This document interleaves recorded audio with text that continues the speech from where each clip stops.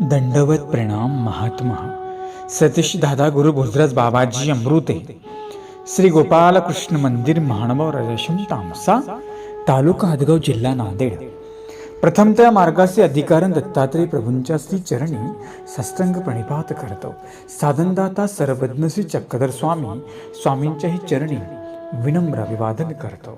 त्याचप्रमाणे आज आपण रक्षाबंधनाच्या माध्यमातून एक महत्त्वपूर्ण लीळा ज्या अवतारांची पाहणार आहोत ते म्हणजे परब्रह्म परमेश्वर अवतार श्री गोपाल कृष्ण महाराज यांच्याही चरणी विनम्र साष्टांग दंडवत प्रणिपात करतो. कैवल्यवासी गुरुमाता तपस्विनी भामाताईची अमृते संस्थापक श्री गोपाल कृष्ण मंदिर तामसा ताईंची अंतःकरणामध्ये आठवण करतो. विद्या गुरुवरी आदरणीय तडगाव निवासी बाबांना दंडवत प्रणाम. आदरणीय गुरुवर्य तामसा निवासी दादांनाही दंडवत प्रणाम. अमृत प्रवर्तक या ग्रुपमध्ये सहभागी असलेल्या सर्व अच्युत गोत्रियासी दंडवत प्रणाम. अमृत प्रवर्तक व्हॉट्सअप नंबर आणि कॉलिंग नंबर आहे 94 052 75 दंडवत प्रणाम. आज आपण रक्षाबंधन हा जो एक उत्सव आहे, एक सण आहे, याचा आणि अध्यात्माशी काय संबंध आहे आपण काही हितगुज करणार आहोत. काल आपण नारळी पौर्णिमा पवित्र पर्व या सणाविषयी आपण हितगुज केलं. या पर्वाची परंपरा आपण बघितली. एकंदरीत स्वामींना 7 ठिकाणी हे पर्व झालेलं आहे. मग तो बीडला आहे, मेकरला आहे, पैठणला आहे, करंजखेडला आहे. याही ठिकाणी स्वामींना पवित्र पर्वाचा सिन्नरला आहे. याही ठिकाणी स्वामींना पवित्र पर्वाचा सोहळा संपन्न झाला भक्तांच्या माध्यमातून. ज्याप्रमाणे आपण काल बघितलं की नारळी पौर्णिमा त्याला राखी पौर्णिमाही असं म्हणतात. हे रक्षाबंधन पर्व साजरं करत असताना आपण प्रथमतः देवपूजेला अभिषेक संपन्न करावा. त्याचप्रमाणे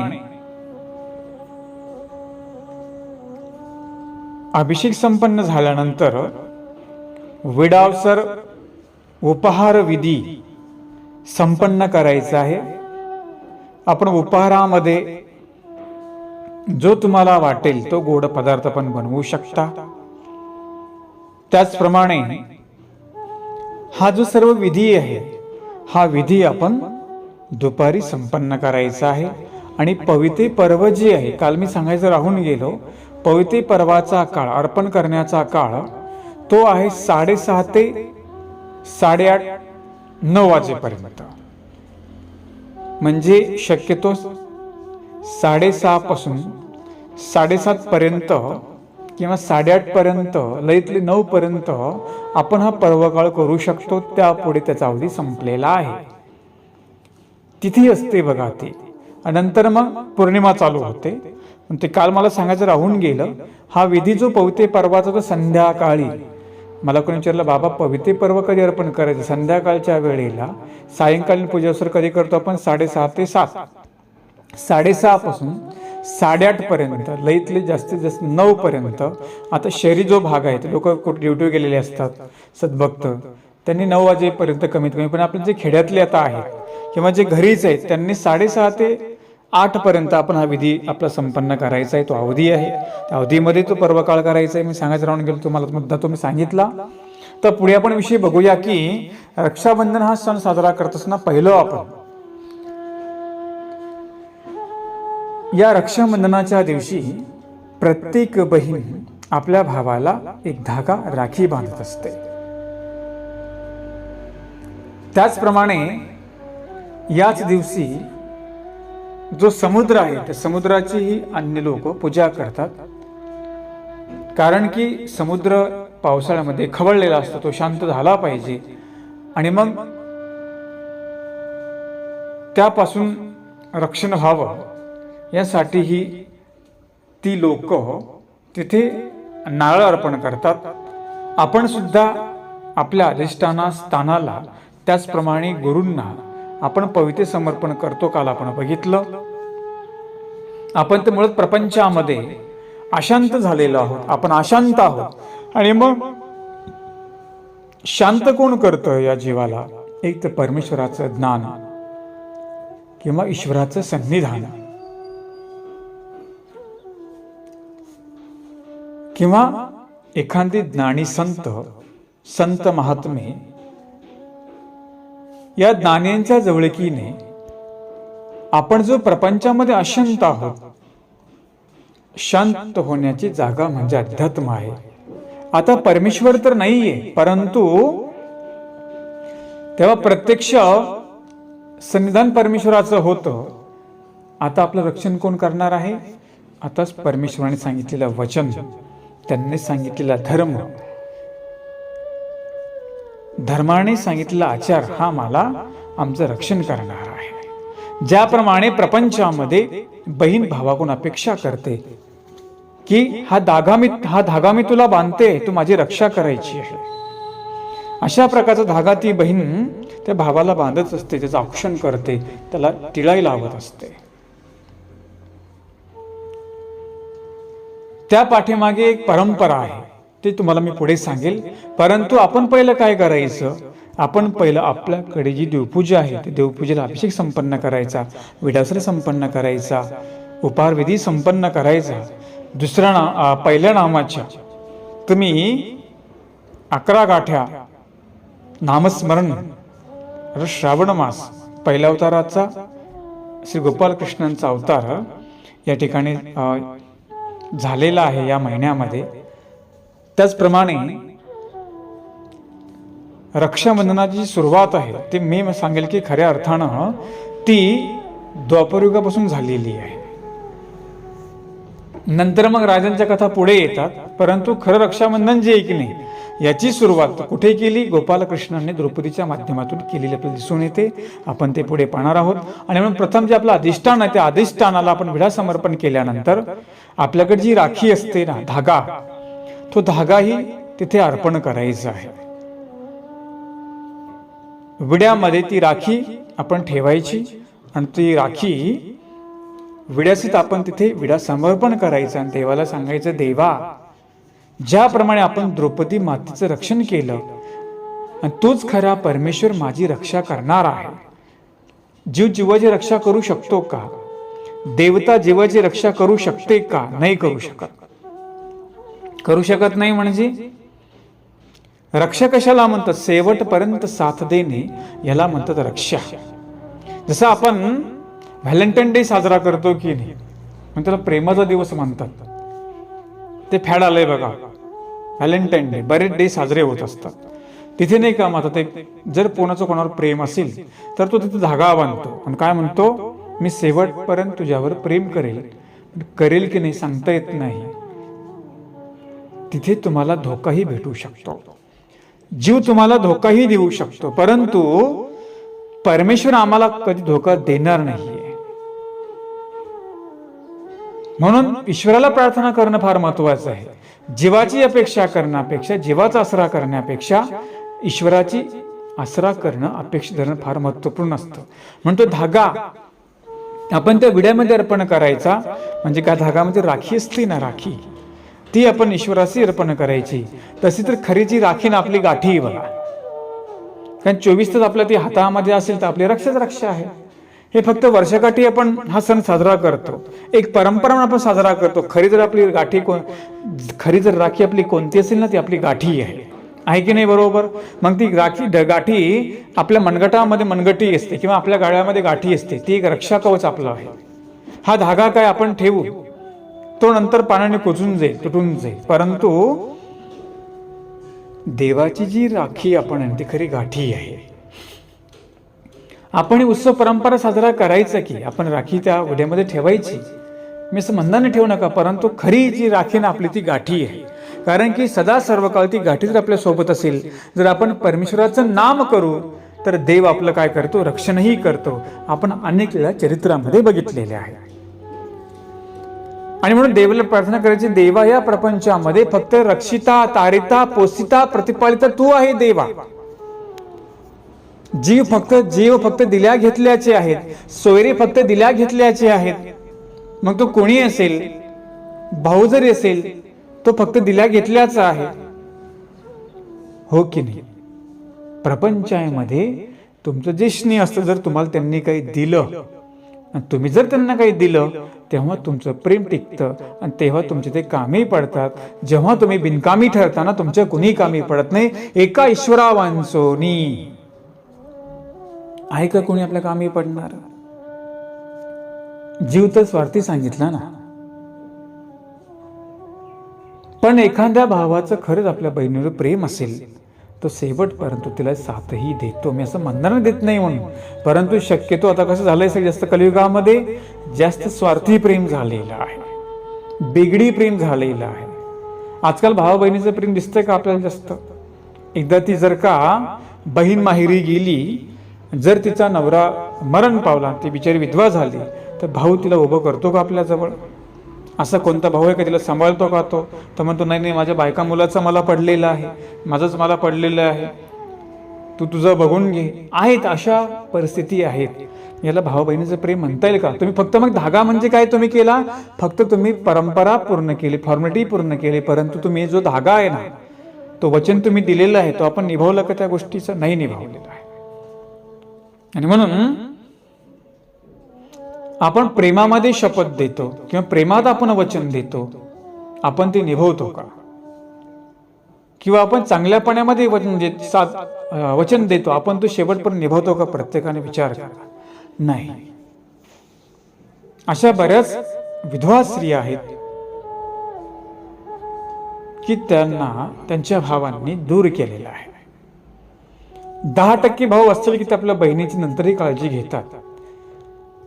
जेव्हा पती असतो तिला तर काही अपेक्षाच नसते ना, परंतु विधवा झाल्यानंतर तिला वाटतं की माझ्या भावाने माझ्याकडे लक्ष द्यावं, माझी काळजी घ्यावी. पण तो म्हणतो नाही, माझा प्रपंच मला पडलेला आहे, तुझं तर बघून घे, तुम्ही तुमचं काही तिकडे करा. केवढा मोठा दुःखाचा डोंगर कोसळतो. म्हणून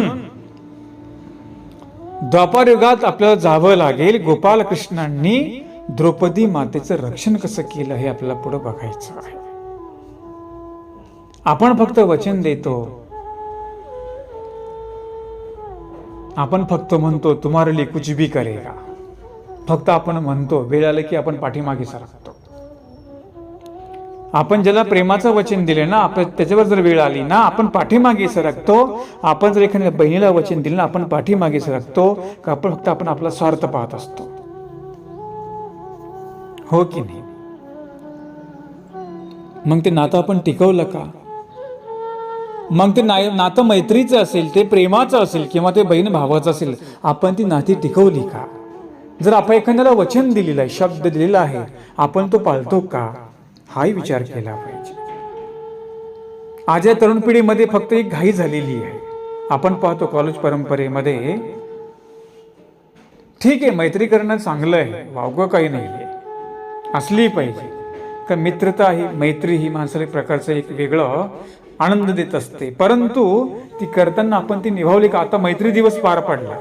मैत्री कशी होती? फक्त गोपाल आणि कृष्ण महाराज, गोपाल कृष्ण महाराज आणि सुदाम्याची जशी तशी मैत्री होती.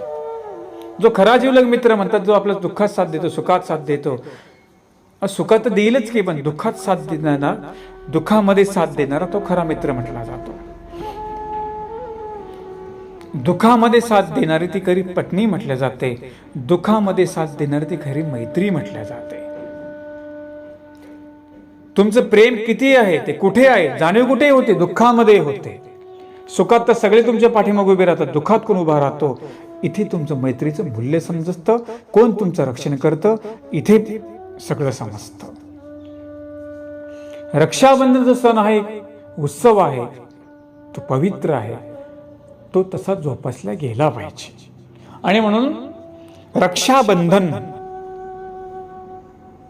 माझी रक्षा कर, अशा प्रकारचं बंधन ती बहीण भावाला वचन मागून घेते. एक धागा त्याच्या हातावर बांधते. किती जरी माझ्या विपत्ती आल्या ना, तू हे भावा, तू माझ्या पाठीमागे उभा राहशील ना, अशा प्रकारचं वचन त्याला मागून घेते. परंतु किती टिकविले माहिती नाही. परंतु जर देवाने आपल्याला वचन दिलं, किंवा देवाला आपण रक्षण करण्याची प्रार्थना केली, मात्र परमेश्वर मात्र निश्चित आपलं रक्षण करेल. जसं द्वापार युगामधला प्रसंग, 2 प्रसंग तुम्हाला मी सांगणार आहे. एक द्वापार युगातला प्रसंग आणि एक आहे स्मृतिस्थळामधला प्रसंग. आता पहिला आपण भावाने बहिणीची कशा प्रकारची रक्षा केली आपण ते आता बघूया. द्वापर युग होतं. 5 पांडवांची पत्नी द्रौपदी माता, दृष्टद्युम्नाची बहीण द्रुपद राजाची मुलगी, याला याज्ञसेनी म्हटलेलं होतं. ही यज्ञातून आली म्हणून याला याज्ञसेनी म्हटलेलं आहे. द्रोण आणि द्रुपद दोघे मित्र, परंतु या द्रुपद राजाने द्रोणाचार्यांचा अपमान केला. दोघांची मैत्री एवढी मैत्री होती, पण मैत्रीमध्ये वैमनस्य आलं होतं. मित्रतामध्ये कधी शत्रुता येते की नाही, आपले काय कारण असतं, काही कारणामुळे मित्र आपला शत्रू होऊन जातो. तिथे द्रुपदाचा शत्रू झाला द्रोणाचार्य. मग या द्रोणाचार्यांनी बदला घेण्यासाठी द्रुपदाला बंदी बनवलं आणि मग द्रुपदाने मित्राने माझा अपमान केला म्हणून द्रुपद राजाने यज्ञ केला. यज्ञेतम तो दृष्टद्युम्न नावाचा मुलगा आणि याज्ञश्री म्हणजे द्रौपदी ही त्या यज्ञातून बाहेर पडलेली आहे. तिला पुढे पांचली असं नाव ठेवलेलं आहे. आणि म्हणून ही द्रौपदी अर्जुनाने स्वयंवरामध्ये जिंकली. आता ही 5 पांडवांची ही पत्नी कोण, द्रौपदी.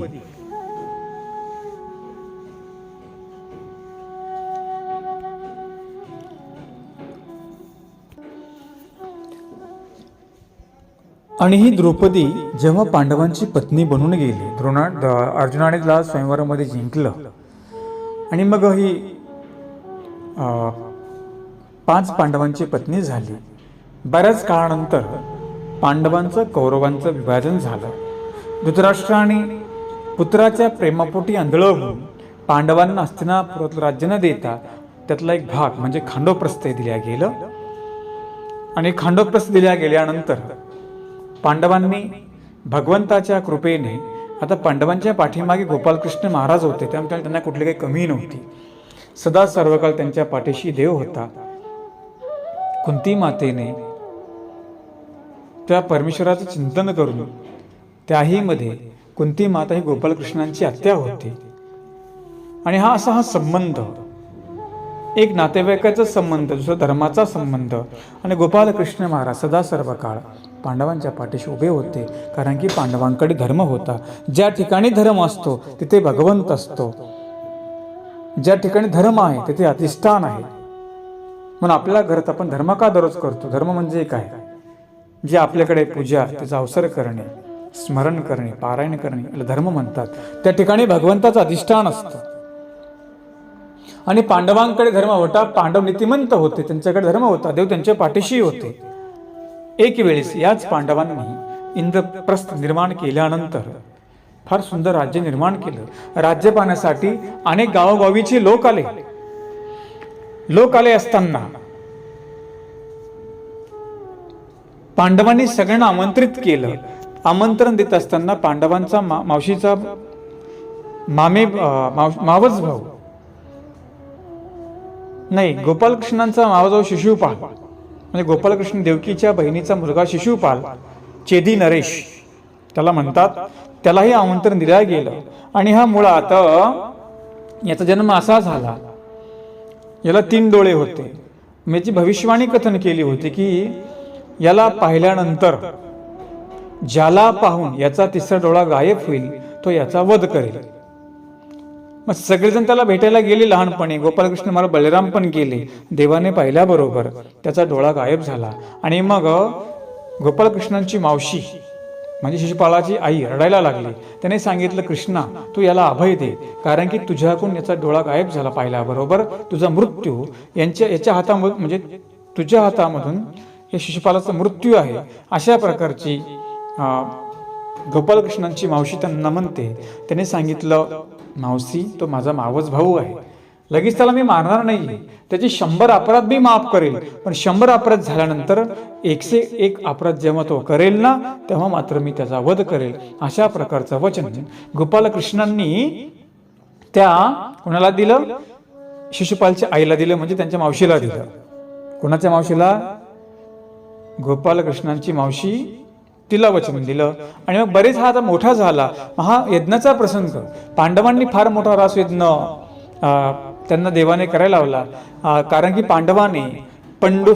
पांडवांच्या पित्याने म्हणजे पंडू राजाने 99 यज्ञ पूर्ण केले होते. एक यज्ञ करण्याचा बाकी होता. आणि मग तो मोठा रास यज्ञ म्हणजे द्वापार युगामध्ये जर 100 यज्ञ केले तर त्या इंद्रदेवतेचं फळ प्राप्त होतं, असा तो निर्णय आहे. स्वर्ग प्राप्ती फळ, इंद्राची प्राप्ती आराधना केल्याने स्वर्गाची प्राप्ती होते.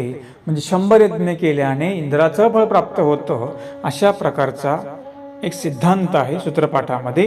ते युग धर्मामध्ये एक प्रकरण आलेलं आहे की प्रत्येक युगीचा धर्म आहे. तसं द्वापर युगामध्ये 100 यज्ञ करणे त्या युगीचा बहिर्याग होता. 100 यज्ञ केल्यानंतर ते परिपूर्ण झाल्यानंतर मग देवता त्याला फळ देते. असा फुकट स्वर्ग होत नाही. लोक लेबल लावतात स्वर्गीय, नाही, स्वर्गीय नाही तो त्याच्या कर्माकडून नरकाच्या फळात गेलेला आहे. स्वर्गीय होऊ शकत नाही तो.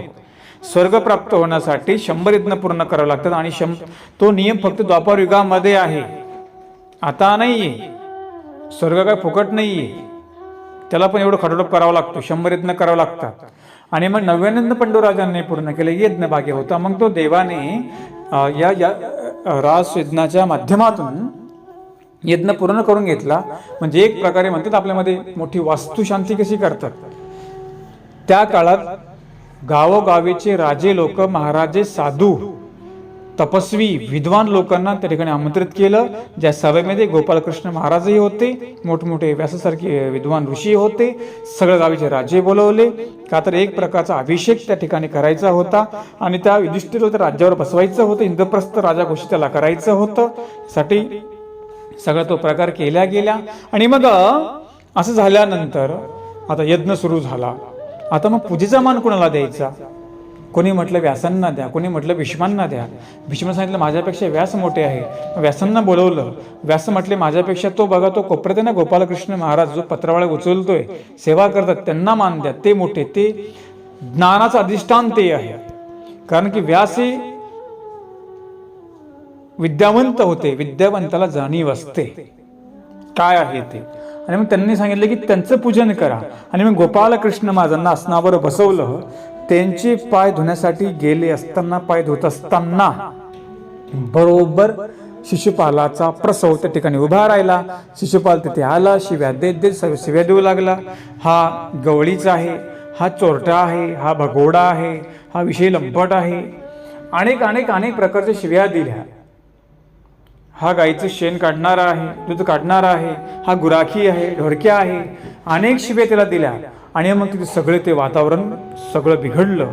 आणि मग प्रत्येक जण शिशुपाळावर धावून जाऊ लागला. भीष्म धावून गेले. गोपालकृष्ण सांगितलं पितामहा तुम्ही काही करू नका, त्याला शिवे द्यायचं देऊ द्या. आणि मग अर्जुन धावून गेला, भीम धावून गेला. देव प्रत्येकाला सांगू लागले की तुम्ही याला शिवी देऊ द्या, हा याचा आता मृत्यूजवळ आलेला आहे. शेवटी बलराम हसतायत, बलराम धावून गेले.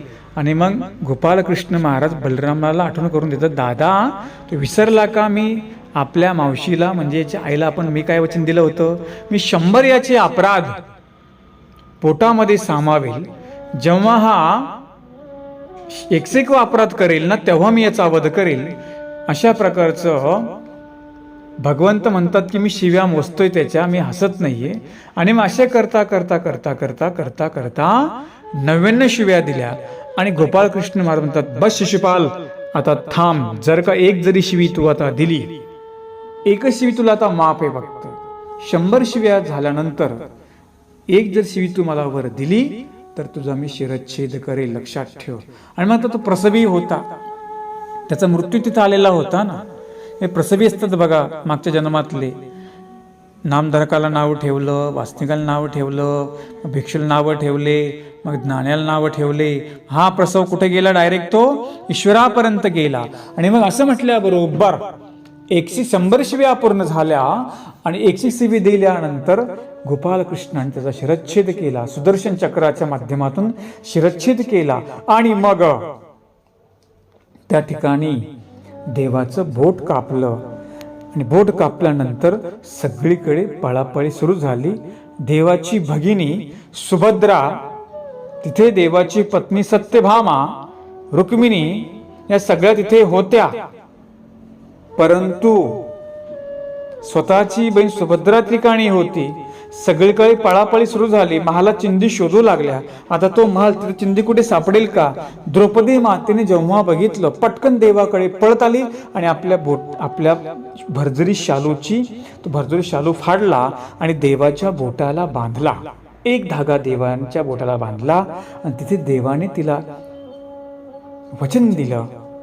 म्हटली, द्रौपदी, जर तुझ्यावर काही संकट आले, द्रौपदी, आज तू मी तुझा ऋणी झालो. म्हटले, आज तू दुःखात माझी धावून आली, पण हे पहा द्रौपदी, जेव्हा तुझ्यावर काही संकट येईल ना, तेव्हा मला आठव, मी तुझ्या दुःखात धावून येईल. जरी तू आठवण नाही केला तरी मी तिथे धावून येईल, कारण की आज तू मला, मी तुझं ऋण, तू माझ्या ऋणात आहे, मी तुझ्या ऋणामध्ये आहे. का झालं बरं असं? सुभद्रा तिथे होती, तिला नाही समजलं. सत्यभामा तिथे होती, तिला नाही समजलं. परंतु द्रौपदी मातेने मागचा पुढचा विचार न करता देवाच्या बोटाला एक धागा, चिंदी, मी त्या काळातली राखीच म्हणावे लागेल, म्हणजे रक्षा कवच तिने बांधलं. रक्षा कवच, रक्षाबंधन त्या ठिकाणी खऱ्या अर्थानं द्रौपदी मातेने केलेलं आहे. आणि पहिलं रक्षाबंधन कुठे झालं? ते द्वापर युगामध्ये झालं. पहिली बहीण कोण? देवाची द्रौपदी माता. आणि मग तिथून ही रक्षाबंधनाची परंपरा. मग पुढे अनेक कथा पुढे येतात. मग कोणी राजाचं म्हटलं, कोणी राजाने आपल्या बहिणीचं रक्षण केलं, कुण्या एका पत्नीने आपल्या पतीचं रक्षण केलं, म्हणजे कुणाला भाऊ तिने मानलं, मग पतीचं रक्षण केलं. अशी कथा परंपरेमध्ये, अशी कथा या इतिहासामध्ये येते. परंतु खरीचा हा जो सुरुवात जी आहे ती द्वापरयुगात झाली अशी म्हणावी लागेल. आणि मग पहिली राखी चिंदेच्या माध्यमातून देवाला काय केला? तिने फक्त धागाच बांधला. आता तरी आपण काय करतो? धाग्याला किंमत आहे. आता राख्या लेटेस्ट आला तो भाग वेगळा, परंतु जो धागा आहे ना, धागा, त्याला खरी किंमत आहे. त्याला म्हणतात तो रक्षा कवच धागा आहे. म्हणजे भावाने बहिणीची रक्षा करावी अशा प्रकारचा धागा तो बांधलेला असतो. परंतु खरी रक्षा जर कोण करेल? तो भगवंत करेल. आणि मग तुम्हाला पुढे माहिती आहे, अशा प्रकारचा तो धागा द्रौपदी मातेने भगवंताच्या बोटाला बांधलेला आहे. त्याच्यावर एक सुंदर कवीने भजन केलं. ते भजन तुम्हाला मी गायन करून दाखवतो. चिंदी बांधते द्रौपदी हरीच्या बोटाला, चिंदी बांधते द्रौपदी हरीच्या बोटाला, भरजरी फाडून शेला, भरजरी फाडून शेला, चिंदी बांधते द्रौपदी हरीच्या बोटाला. मने करी तू माझी भगिनी, भाव तुझा मी द्रौपद नंदिनी, भाव तुझा मी द्रौपद नंदिनी. हाक मारिता येईल धावनी, हाक मारिता येईल धावनी. प्रसंग जरी का पडला, प्रसंग जरी का पडला, चिंदी बांधते द्रौपदी हरीच्या बोटाला, चिंदी बांधते द्रौपदी हरीच्या बोटाला. भावतीचा तो भाव अलौकिक, बघुनी तिचा तो भाव अलौकिक, मनी कृष्णाच्या वाटे कौतुक मनी कृष्णाच्या, वाटे कौतुक बोले कृष्णा दाटुनी गईवर, बोले कृष्णा दाटुनी गईवर. प्रसन्न माधव झाला, प्रसन्न माधव झाला, चिंदी बांधते द्रौपदी हरीच्या बोटाला, चिंदी बांधते द्रौपदी हरीच्या बोटाला. भरजरी फाडून शेला, भरजरी फाडून शेला, चिंदी बांधते द्रौपदी हरीच्या बोटाला.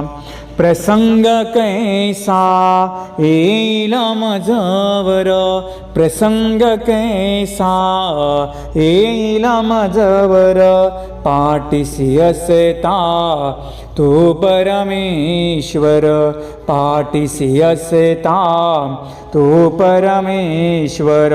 हाक मारिता येईल धावून, हाक मारिता येईल धावून.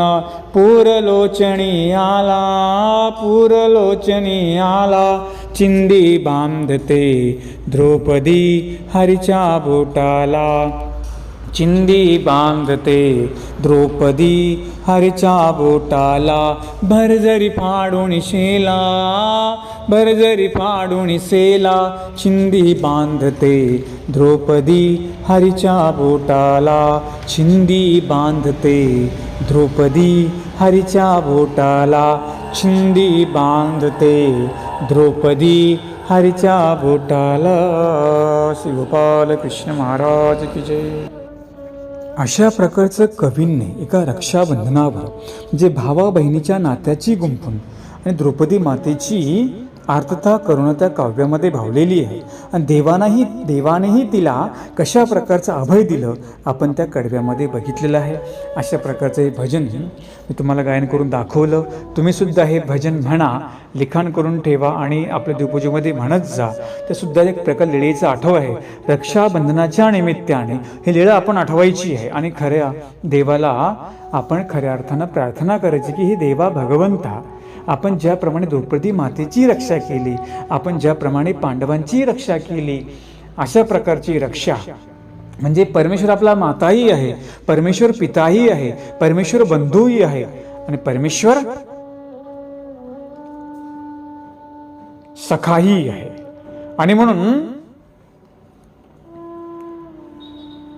जसं माता पिता आपलं रक्षण करतात, आपल्याला वाढवतात, रक्षण करतात, असं भाऊ भावाचं रक्षण करतो प्रामाणिक असेल तर, नाही तर भाऊ भावाचा वैरी सांगितलेला आहे. बहीण भावाचं रक्षण करते, भाऊ बहिणीचं रक्षण करतो. कुठे कुठे आपण पाहतो की नाही, भावावर काही विपत्ती आली असेल तर बहीण त्याला मदत करते, त्याचं रक्षण करते, विपत्ती मग त्याच्या कामी येते. कुठे कुठे भाऊ सुद्धा बहिणीच्या उपयोगी येतो. म्हणजे भाऊच उपयोगी पडत असं नाहीये, बहीणही भावाच्या कार्यामध्ये तेवढीच महत्त्वपूर्ण उपयोगी पडत असते. अशा अनेक कथा इतिहासामध्ये येतात. आणि म्हणून प्रत्येक जण इथे महत्वपूर्ण आहे. पण आजचा जो सण आहे तो भावा बहिणीचा रक्षाबंधनाचा आहे. आपण पहिलं काय मागायचं, आपण तर भावाला राखी बांधाच की तुमच्या, परंतु ते करत असताना पहिलं जे आपलं अधिष्ठान आहे देवाला सर्वात मोठी प्रार्थना करायची, हे देवा भगवंता, ज्याप्रमाणे आपण अनेक भक्तांचे रक्षण केले. राणी मदलसा दत्तात्रय प्रभूंकडे गेली. राणी मदलसेने आपला पुत्र म्हणजे कोण, आरळक, हा विषयामध्ये रममाण होऊ नये म्हणून स्वतःच्या भावाकरवी आक्रमण करवलं कोणी मदलसेने. आणि मग तो विपत्तीमध्ये सापडला. मग कुठे जायचं, मग तो दत्तात्रय प्रभूंना शरण केला. असे अनेक संदर्भ आपण चरित्रामध्ये पाहतो. रक्षण केलं की नाही देवाने त्यांचं, ज्याप्रमाणे स्वामींनी सशाचं रक्षण केलं, अनेक भक्तांचं रक्षण केलं, अनेकाचे संकट निवारण केले. हे देवा भगवंता, माझंही रक्षण आपण करावं. आजच्या दिवशी आपण तो धागा समर्पित करून देवाला, आपण तो विडा समर्पित करून, खरा विडा म्हणजे काय प्रकारचा आपला धागा आहे आणि त्या विड्यामध्ये ती धागा जो आहे ती राखी आहे त्याच्यामध्ये ठेवायची आणि देवाला लाटून प्रार्थना करायची आहे खरा तसा माझा भाऊ तो परमेश्वर आहे, नित्य आहे तो. सृष्टी किती जरी नित्य अनादीचा तो माझा भाऊ परमेश्वर आहे. नित्य बंधू त्याला म्हटलं. कोणाला?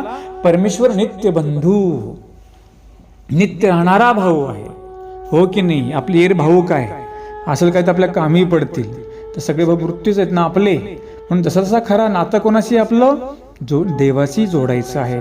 आणि ते बंधुत्वचं नातं देवाशी जोडायचं, माता पित्यांचं जोडायचं.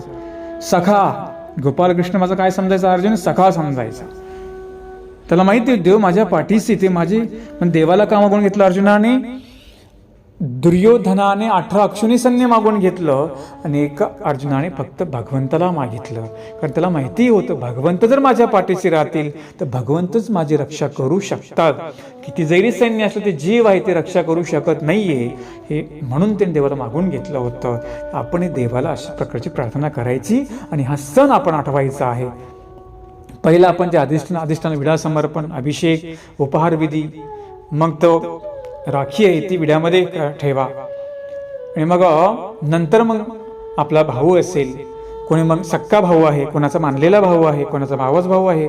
अनेक प्रकारचे नाते आहेत. काय काय तर अलीकडे काय झालं, हे आता मुली नको कोणाला वाटतायत, त्यामुळे मुलींची संख्या कमी झाली. एकच मुलगा, ऑपरेशन, कुठे मुलीला वाव आहे? दुसरी मुलगी होती की भीतीपोटी लोक ऑपरेशन करायला लागले. आणि जरी आता लोकांना गर्भात जरी आता मुलगी असली तिला मारायचा प्रयत्न करतायत. ही भ्रूण हत्या होते आहे. मग विचार करा, या रक्षाबंधनाच्या दिवशी प्रत्येकाने विचार करायचा आहे. जरी मला कन्यारत्न नसेल तिची रक्षा मला करायचं आहे. एखादी झाली मुलगी तिला गर्भामध्ये मारू नका. एखादी मुलगी असेल तिला मुक्तपणे वावरता आलं पाहिजे.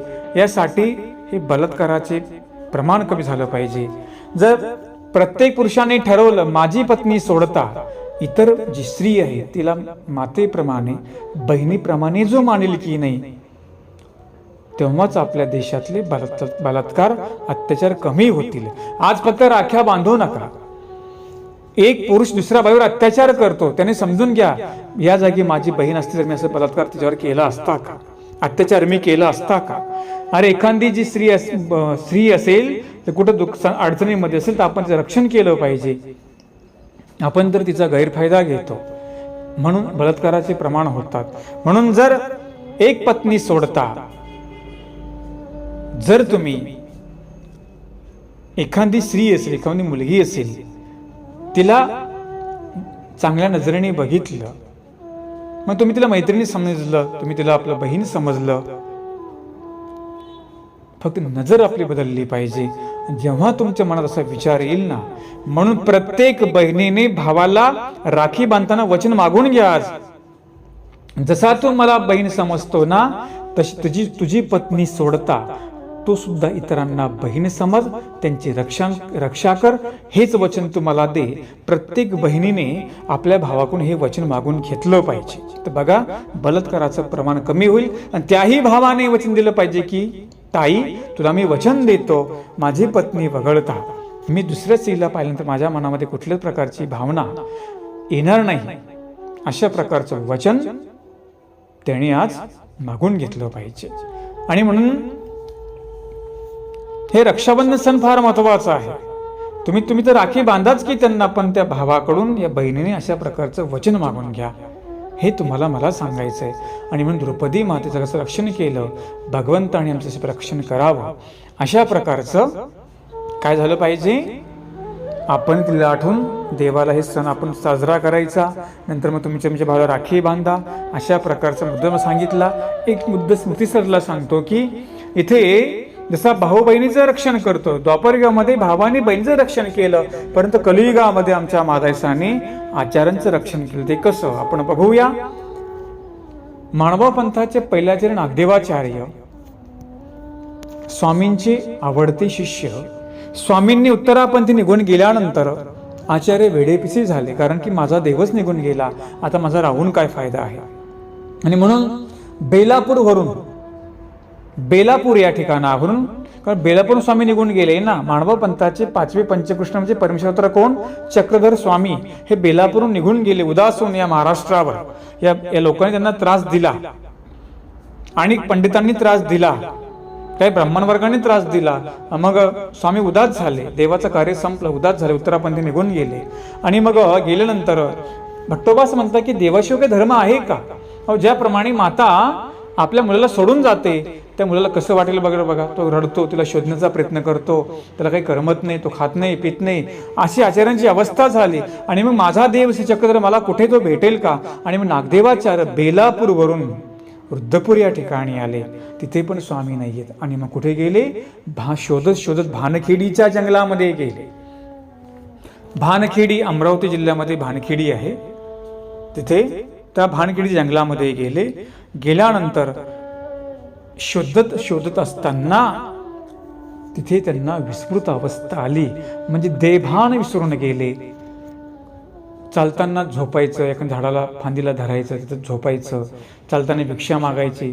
भिक्षा मागताना माझा देव श्री चक्रधर त्या म्हणायची. भिक्षा म्हणायची नाही, माझा देव श्री चक्रधर दिसला का तुम्हाला म्हणायचे. लोक म्हणतात काय म्हणतो हा वेडा माणूस. म्हटले हा वेडा दिसतो, पिसा दिसतो. म्हटले हो, नागदेवाचार्य देवासाठी वेड झाले होते. माणसाला देवासाठी वेड होता आलं पाहिजे.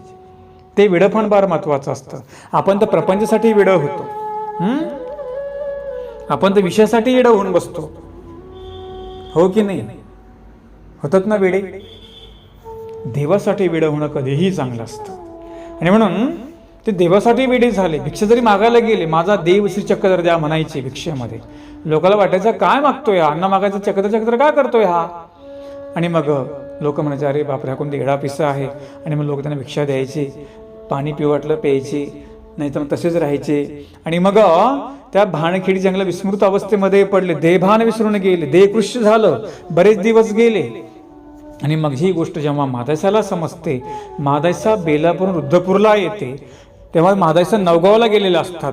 आणि मग त्यांना ही वार्ता समजते की माझा भाऊ इथून निघून गेला. आणि मग भावाला शोधण्यासाठी एक बहीण म्हणजे मादायसा, आचार्यांची चुलत बहीण होती, सख्खी बहीण नव्हती, ती चुलत बहीण होती. कोण? मादायसा. आचार्यांना शोधण्यासाठी जाते, गोविंद प्रभूंकडे, बाबांकडे येते. म्हणजे जे देवा, नागदेवा कुठं आहे, दिसत नाही येतो. सगळीकडे त्याला मी शोधलं.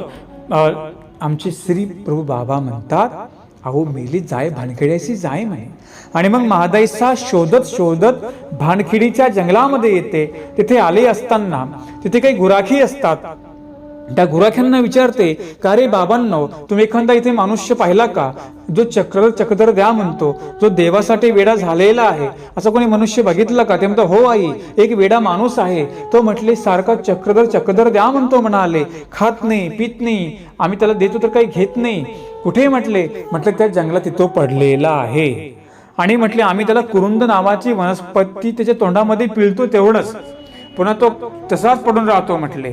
आणि मग जेव्हा महादाईसा त्या जागेवर जाते, ती गुराखी मुलं महादाईसाला आपल्या आचार्यांकडे घेऊन जातात. तिथे पाहिले तर काय, आचार्य विस्मृत अवस्थेमध्ये पडलेले असतात. आणि पडल्यानंतर त्यांच्या तोंडाला, अंगाला वाळवी लागलेली असते, कुठलं देहभान विसरून गेलेले असतात, विस्मृत अवस्थेमध्ये तिथे पडलेले असतात. आणि मग महादाईसा त्यांना सावध करते, आपल्या पाठीवर घेते, ते मुलांच्या साहाय्याने त्यांना उठवते. आणि मग स्वतः मादायसा त्यांना गावापर्यंत, म्हणतात की भानखेडीच्या गावापर्यंत त्यांना पाठीवर घेऊन येते. मग तिथेच त्यांना मादायसा त्यांना दूध पाजते, त्यांना काही खाऊ घालते, त्यांना सावध करते. थोडीफार अंगामध्ये ताकद आली की मग नागदेवाचार्य सावध होतात. 7-8 दिवस बहीण भावाची सेवा ठिकाणी करते आणि सांगते नागदेवा, अरे असं का करतोयस तू, आम्हाला तुला निरवलेला आहे ना, तू का वागतोस, तुझ्यावर परमार्गाची धुरा आहे. जर तुम्ही असं केलं, हा परमार्ग सगळा अनाथ होऊन जाईल.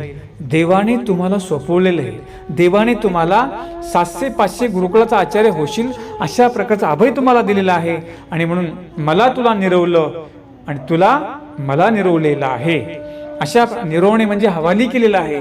आता जशी तू आमची रक्षा करणार, संभाळी घातलं, ज्याप्रमाणे मला तुला संभाळी घातलेला आहे आणि परमार्गाच्या तुला संभाळी घातलेला आहे, म्हणून उठ.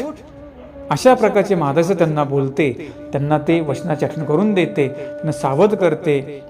मग त्या अंगाला लागलेली वाळवी, मादायसा गावात जाते, दूध आणते, काहीतरी वस्त्र यंत्र, त्यांच्या अंगावर कपडे पांघरते, ते कपडे सगळे कुजलेले असतात ना. बघा आमचे नागदेव कसे त्या भानगडी जंगलात पडले होते, मृत्युमाला मी सांगतो. आणि मग महादायसा पाठीवर घेऊन गावापर्यंत स्वतःच्या तिथे घेऊन येते. मग आल्यानंतर बरेच दिवस ते गावामध्ये 7-8 दिवस राहतात, ते सावध होतात. आणि मग काही पाठीवर, काही असं काही तसं, महादायसा स्वतःच्या भावाला घेऊन म्हणजे आचार्यांना घेऊन कुठे येते? वृद्धपूरला येते. म्हणजे बघा, याही ठिकाणी एका बहिणीने आपल्या भावाची रक्षा केली की नाही?